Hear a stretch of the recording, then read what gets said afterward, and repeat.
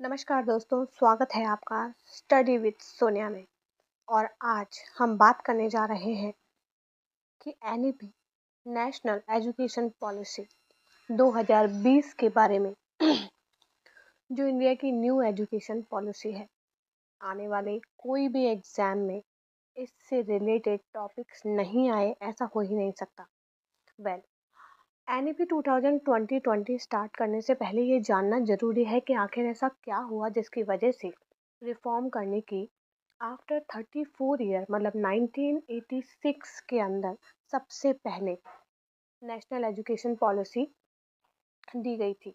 लेकिन उसके बाद आफ्टर 34 बहुत सारे रिफॉर्म्स हुए जिसमें हमारा करिकुलम भी चेंज हुआ और उसके बाद में यह 19 NEP national education policy 2020 launch की गई। क्या मकसद रहा होगा, हम जो एजुकेशन लेकर के आए हैं हमारे टाइम पर, उसमें क्या ऐसी कमियां थी जो आज के बच्चे चाहते हैं कि उनकी लाइफ में आगे ना हो। इसके लिए एक वेल प्लान्ड और फ्लेक्सिबल तरीके से एनवायरमेंटल स्टडी लागू की गई, जो कि नेशनल एजुकेशन पॉलिसी के अंदर इन्वॉल्व की गई। इसका मेन मकसद रखा गया कि भाई जो पढ़ाई है वो हॉलिस्टिक होनी चाहिए। हॉलिस्टिक मतलब होल, होल मतलब आपका पूरा ओवरऑल डेवलपमेंट। ऐसा नहीं कि सिर्फ एक फील्ड के अंदर आप जा रहे हैं, दूसरी फील्ड की आपको जानकारी नहीं है। फ्लेक्सिबल हो, according to situation, according to condition, according to study requirement, आपका जो पढ़ाई का सिस्टम है, स्टडी का सिस्टम है, उसे चेंज किया जा सके। मल्टी डिसिप्लिनरी, जैसे हम पढ़ कर के आए हैं, 9th 10th के बाद में हमें सब्जेक्ट्स लेने होते थे। सब्जेक्ट्स लेने के बाद में हम उन्हें चेंज नहीं कर सकते थे। जिसने साइंस ले ली उसने साइंस ले ली, जिसने मैथ ले ली उसने मैथ ले ली, वट। लेकिन अब ऐसा नहीं है। अगर आपने एक सब्जेक्ट लिया है तो आप बाकी के सब्जेक्ट को भी चूज कर सकते हैं पढ़ाई करने के लिए। और सबसे इम्पॉर्टेंट चीज़ आपका स्किल ओरिएंटेड, आपका स्किल डेवलपमेंट के लिए बहुत सारी ऐसी पॉलिसीज़ जोड़ी गई हैं नेशनल एजुकेशन पॉलिसी 2020 में, जो बच्चों के लिए काफ़ी कारगर सिद्ध हो सकती हैं। तो अभी ये बात क्लियर हुई कि भाई क्यों 1986 के बाद में 2020 का नेशनल एजुकेशन पॉलिसी लाया गया। क्या इसका एम रखा गया? बेसिकली इसका एम रखा गया कि जो 2 करोड़ बच्चे हैं, जो 2 करोड़ चाइल्ड्स हैं, उनको वापस से एजुकेशन सिस्टम में जोड़ा जाए। ये एक बहुत ही बड़ा इनका पॉलिसी डिटर्मिनेशन है कि आने वाले टाइम में यह 2 करोड़ से ज़्यादा बच्चों को इस एजुकेशन सिस्टम में जोड़ सके। ठीक है, अब बताइए कि इसका मेन ऑब्जेक्टिव क्या रहा होगा? क्या हमने कुछ पीछे छोड़ा? और क्या डेवलपमेंट आज के हमारे खुद के बच्चे, जस्ट लाइक मेरे 2 बेबीज हैं, एक यूकेजी में है और एक 4th क्लास के अंदर है। तो आज के टाइम पर जब मैं उनका एजुकेशन सिस्टम देखती हूँ तो that is completely different from whatever we get. तो क्या मेन ऑब्जेक्टिव एनईपी ने रखा होगा, हमारे एजुकेशन सिस्टम ने रखा होगा? सबसे पहली बात आती है क्वालिटी एजुकेशन की, कि क्वांटिटी ना भरे उनके माइंड्स के अंदर, क्वालिटी दें उन्हें। क्वालिटी मीन्स लेस क्वांटिटी, और उनका जो डेवलपमेंट है वो क्वालिटी पर बेस्ड हो, क्लियरेंस हो माइंड्स के अंदर। मेन फोकस किस पर हो? कंसेप्ट पर हो, ना कि रट्टाफिकेशन पर। हमारे टाइम में तो रट्टाफिकेशन ही होता था, 2 एकम 2, 2 दूनी 4, जॉनी जॉनी ट्विंकल ट्विंकल और न जाने क्या क्या। लेकिन आज के टाइम पर पूरी जो नेशनल एजुकेशन पॉलिसी है वो पूरी तरीके से चेंज हो चुकी है। और वो डिटरमाइन कर रही है किस पर? अंडरस्टैंडिंग पर। कि बच्चा अगर अंडरस्टैंड करेगा कि ये पेड़ कैसे बना, कि सीड डाला गया पहले मिट्टी में, उसके बाद उसके रूट्स निकले, स्टैम्प निकले, फिर उससे ब्रांचेस बनी, उससे फ्लावर बने, फिर उससे अगेन सीड्स बने। तो it is a example of overall learning and understanding the process of how to make tree. It's just an example. ऐसे बहुत सारे एग्जाम्पल्स हो सकते हैं हमारी लाइफ में, लेकिन हमें पहले यह सब नहीं पढ़ाया और सिखाया जाता था। लेकिन आज के टाइम में ये सारी चीज़ें चेंज कर दी गई हैं। क्रिटिकल थिंकिंग पर जोर दिया गया है। ऐसे ऐसे गेम्स खिलाए जाते हैं। जब मैं मेरे बच्चों के प्रोजेक्ट्स देखती हूँ, इतने छोटे छोटे बच्चों के प्रोजेक्ट्स देखती हूँ तो देखती रह जाती हूँ। उनके प्रोजेक्ट्स जो शायद हमने ग्रेजुएशन लेवल तक भी नहीं किए, ऐसे ऐसे प्रोजेक्ट्स अभी से दिए जाते हैं जिनमें उनकी क्रिटिकल थिंकिंग इन्वॉल्व होती है, साथ ही पेरेंट्स की भी, क्योंकि इतने छोटे बच्चे वो सारा काम खुद से कर नहीं पाते। तो सॉरी। तो बेसिकली उनके पेरेंट्स को भी इन्वॉल्वमेंट करना ही पड़ता है। क्रिएटिविटी, हर एक छोटी छोटी चीज़ को क्रिएटिविटी से जोड़ा गया है ताकि हमारे माइंड के अंदर जो स्कीमास होते हैं वो ओवरऑल सेट हो जाए। उसमें हम जो भी एकोमोडेशन करना चाहते हैं वो क्रिएटिविटी के माध्यम से करें ताकि बच्चा कभी कुछ भूले नहीं। और हमारे इंडिया को एक ग्लोबल नॉलेज हब बनाना चाहते हैं। Universal access to education from early childhood to higher education, बचपन से जवानी तक का जो सफ़र है उसको पूरा कैद कर दिया गया है इस एनईपी 2020 के अंदर। तो इसके बेसिकली जो बचपन से जवानी तक का सफ़र है, जब बच्चा 18 साल से ऊपर निकलेगा तो वो अपना पूरा पढ़ाई का सिस्टम कर चुका होगा। तो इसको 4 स्टेजेस में बांटा गया है। Number 1 foundational, number 2 preparatory, number 3 middle and number 4 secondary. समझते हैं एक एक करके। फाउंडेशनल, जिसे सबसे ज़्यादा ईयर का रखा गया है। स्टार्टिंग के 3 सालों को छोड़ दीजिए, वो 3 साल बच्चा अपने पेरेंट्स के साथ बिताता है और वो उसके ओवरऑल डेवलपमेंट का बेस होता है। आफ्टर दैट उनकी स्कूलिंग शुरू होती है। तो कब से बच्चे ने स्कूल शुरू किया? 3 साल। गवर्नमेंट का नियम है कि जब तक बच्चा 3 साल का नहीं हो जाता आप उसे एजुकेशन में, स्कूल में नहीं एडमिशन करवा सकते। ठीक है। अब एज कहाँ से शुरू हुई? 3 साल से दिमाग में फिट कर लीजिए। 3 साल का होगा तो गवर्नमेंट के रूल्स खुलेंगे, बच्चा एंट्री करेगा। अब स्टार्टिंग में फाउंडेशनल स्टेज आती है। फाउंडेशन, आपका फाउंडेशन, आपका बेस 5 साल। हमारे टाइम में नर्सरी यूकेजी ये सब कुछ नहीं होता था। उसके भी पहले जाएं तो डायरेक्ट फर्स्ट क्लास से आपका एजुकेशन सिस्टम शुरू होता था। लेकिन आज स्टार्टिंग के जो 3 साल रखे गए हैं जिसके अंदर आपका क्या क्या आता है, नर्सरी आता है, एलकेजी आता है, यूकेजी आता है। जैसे मेरा छोटा बच्चा अभी यूकेजी में है, अब वो फर्स्ट में और सेकंड में जाएगा तो स्टार्टिंग के 3 साल उसने कर लिए, अब 2 साल और बाकी है। तो ये जो 5 ईयर फाउंडेशनल पीरियड के हैं वो उसकी लाइफ में जुड़ चुके हैं। तो स्टार्टिंग के जो 5 साल हैं नर्सरी से लेकर सेकंड क्लास तक वो फाउंडेशन पीरियड में आएंगे। अब शुरू कैसे हुआ, काउंटिंग शुरू करो। 3 साल से स्टार्टिंग हुई। 3 साल से 8 साल तक बच्चा फाउंडेशनल पीरियड में रहेगा जहाँ वो सीखेगा ए अनार कैसे बनाते हैं, पेंसिल कैसे पकड़ते हैं। उनको जैसे मेरा जो छोटा बच्चा है उसको कभी रंगोली के अंदर ए आ ई ई बनाना सिखाते हैं, ABCD बनाना सिखाते हैं, कभी पेपर्स काट के। तो इस तरीके की क्रिएटिव थिंकिंग उनकी डेली लाइफ में जोड़ी गई है। वहाँ से वो वर्ड्स को सीख रहे हैं।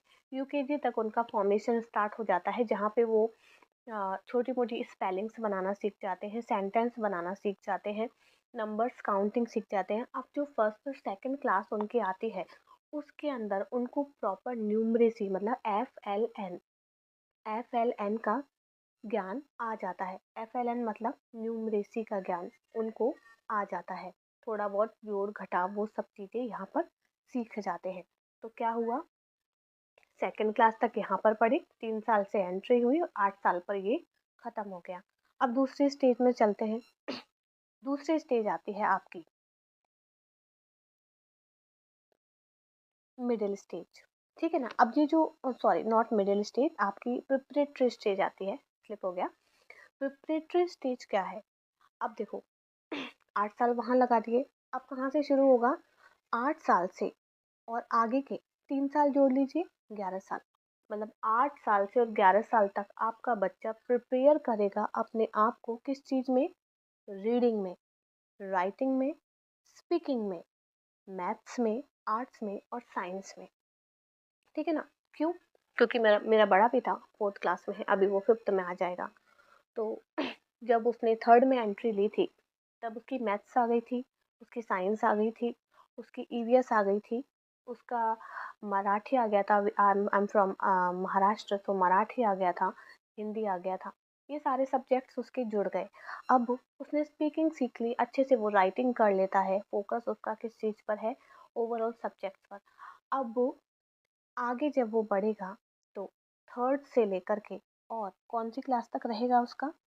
फिफ्थ क्लास तक उसको यह सारे सब्जेक्ट्स पढ़नी है।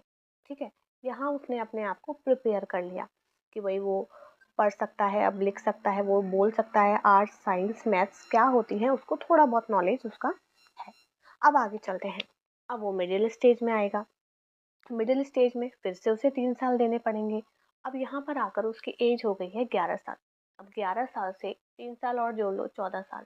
14 साल को मिडिल क्लास में बिताएगा, जिसमें 6 पढ़ेगा, 7th पढ़ेगा और 8th पढ़ेगा। अब इन 3 क्लासेस में क्या रह गया बाकी? इनका रह गया, अब इन्हें सब्जेक्ट चूज करनी पड़ेगी।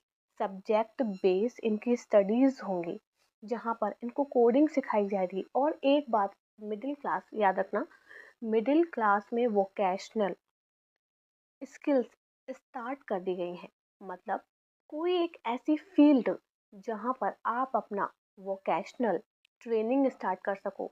मतलब एक ऐसी फील्ड जहां से आप थोड़ा बहुत अपना अर्निंग प्रोसेस, माइंड प्रोसेस, ये सब डेवलप कर सको। सोच के देखो, फॉरेन कंट्रीज के अंदर इस एज के जो बच्चे हैं वो बहुत कुछ कर लेते हैं।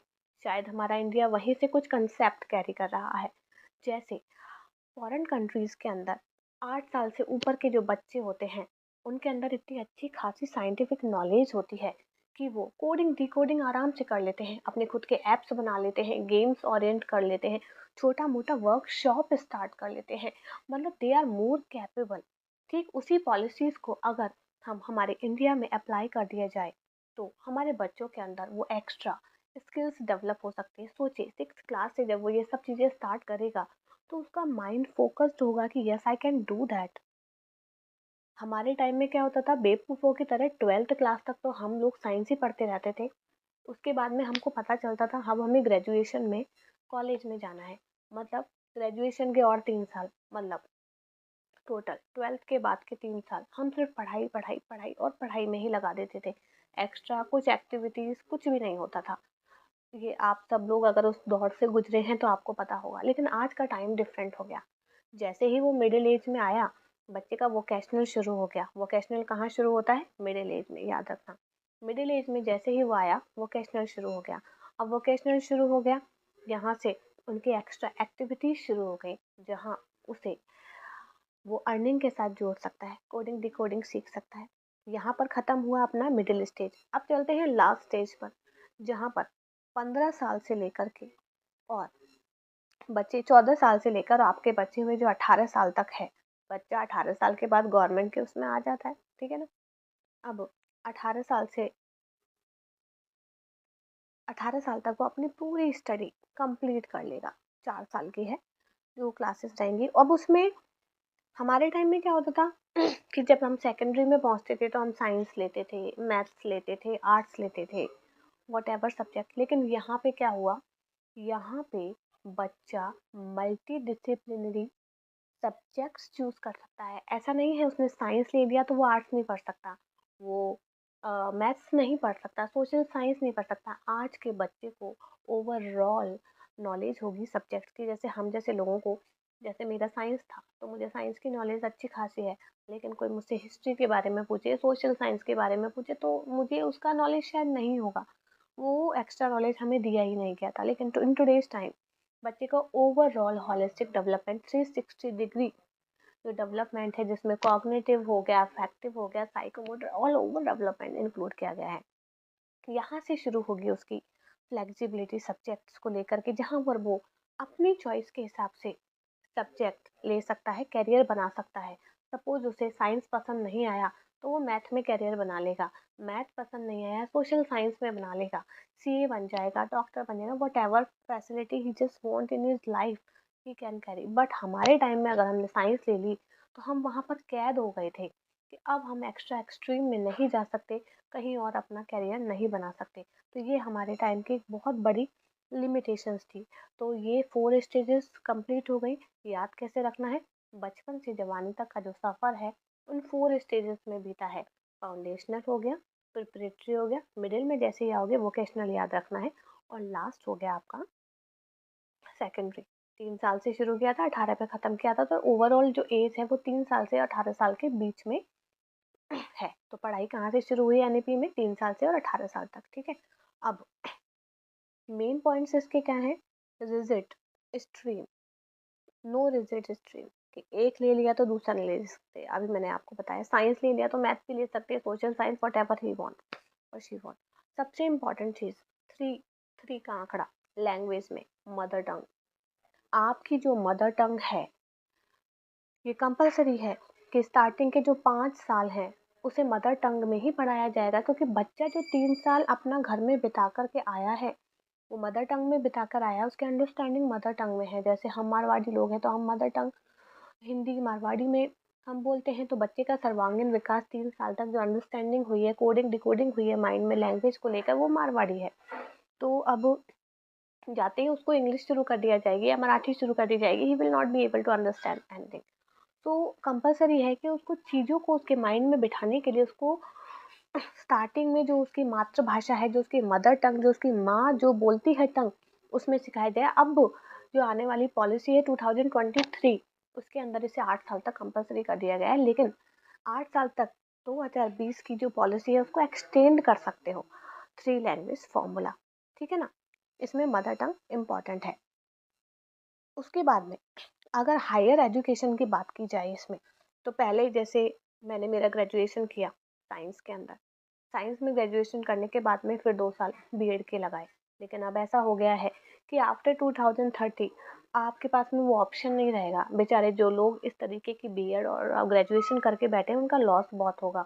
लेकिन अब 2030 के बाद ये कंपलसरी हो जाएगा कि आप अगर ग्रेजुएशन कर रहे हो तो उसी के साथ अगर आप बीएड करना चाहते हो, टीचिंग फील्ड में आगे बढ़ना चाहते हो, तो उसी के साथ आपको कंपलसरी 4 साल का इंटीग्रेटेड कोर्स लेना पड़ेगा। 4 साल का इंटीग्रेटेड कोर्स आप लोगे तो ही आपकी बीएड जो है वो कंप्लीट मानी जाएगी ग्रेजुएशन के साथ में। अगर आपने ऐसा नहीं किया तो आप कोई भी फॉर्म नहीं भर सकते, कुछ भी नहीं कर सकते। तो ये कंपलसरी हो जाएगा। तो अब 2030 से पहले जो बच्चे बचे हुए हैं वो ये नौकरी लेना चाहते हैं वो ले सकते हैं, but after that they will not B countable, ठीक है ना। अब ये हो गया। हाँ, एक बहुत ही अच्छी चीज़ जोड़ी गई है, एबीसी। एबीसी मतलब एकेडमिक क्रेडिट इन बैंक, ठीक है ना, एकेडमिक क्रेडिट इन बैंक। ये क्या है भाई? ये एबीसी है। इसके अंदर क्या इंपॉर्टेंट चीज़ रखी गई है? सपोज करो लड़कियों के साथ ये बहुत ज़्यादा होता है, एकेडमिक बैंक ऑफ क्रेडिट्स। इसमें क्या होता है, जैसे सपोज करो कोई लड़की है उसने अपनी ग्रेजुएशन की 1 साल पे पढ़ाई कर ली, माँ बाप ने ज़बरदस्ती उसकी शादी करा दी। आ गई वो ससुराल में, 3-4 साल बीते किचन में, फिर याद आया कि अरे यार मैंने कभी भूले भटके ग्रेजुएशन की थी, उसे थोड़ा आगे कर लेती हूँ, हो सकता है भविष्य में मैं अपनी इनकम स्टार्ट कर सकूँ। भूले भटके वो जागी, तो वो गई कॉलेज में एडमिशन के लिए। तो अब क्या होगा कि उसे वो ग्रेजुएशन शुरू से नहीं करनी पड़ेगी। अब वो जो 1 साल ऑलरेडी कर चुकी है उसके लिए उसको सर्टिफिकेट मिलेगा, और आगे वो सेकेंड ईयर से अपनी पढ़ाई शुरू कर सकती है। तो उसका वो जो 1 साल है वो वेस्ट नहीं जाएगा। ये बहुत ही बढ़िया चीज़ जोड़ी गई, जो मल्टीपल एंट्री मल्टीपल एग्जिट पर बेस्ड है। बच्चों का नुकसान नहीं होगा, ठीक है। उसके बाद में कोडिंग, वोकेशनल ट्रेनिंग, ये सब मैंने आपको पहले बता ही दिया। टीचर्स ट्रेनिंग, प्रोफेशनल डेवलपमेंट, ये हाँ एक परख भी है इसके अंदर इम्पोर्टेंट। परख मतलब परखना। परखना मतलब आप किसी का एग्ज़ाम लोगे तभी आप उसे परख पाओगे। तो एग्ज़ाम को असेस करने के लिए एक बॉडी बनाई गई जिसका नाम परख रखा गया। तो एनईपी 2020 में परख का भी बहुत बड़ा इन्वॉल्वमेंट है, जहाँ पर आ जाए कि एग्ज़ाम कौन परखता है, एग्ज़ाम कौन लेता है, कौन असेस करता है, तो वो कौन होगा? परख, ठीक है।